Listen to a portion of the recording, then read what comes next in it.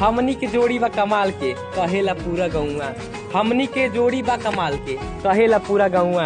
एक करे जा तू हमारा अमर पाली हम तोहार निरहुआ। अमर पाली रे अमर पाली रे।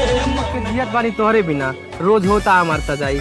घुट घुट के जियत बानी तोहरे बिना रोज होता हमार सजाई। एक करे जा लागत अब तोहार याद मुहले के बाद रोवाता ना ऐसन ना वैसन माई हमार कहेले पतो उतारम का वीडियो देखे वाली जैसा है जन वीडियो देखतिया। हाँ पतोहता तुहरे पसंद के।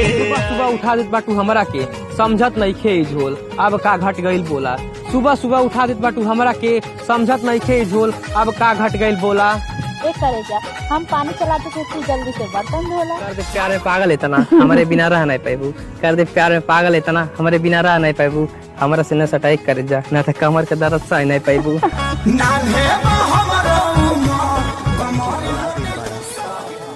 कि अरे वो कहत रहली कि तू हमके भुला गइल बाड़ा तो हमहू हंस के कह देनी कि अरे ससुरी के नाही हमारा खुद के पासवर्ड याद नहीं खे रहत तो तू कौना खेत। तू हमके देख के नजरअंदाज कर लू हमहू तुमके देख के अपन मुँह मोड़ दे।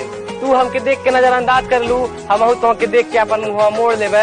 आ जहिया आज तोहर बारात एक करे जा वहिया डोली में गोली ना तब तक बेचारा के मनवा ललचैबू। एक बेर चिखा दना हमरा के कब तक है बेचारा के मनवा ललचैबू। हम तो इंतजार में बाटी एक करे जा तब तू करिक्का वाला साड़िया पहन के आईबू।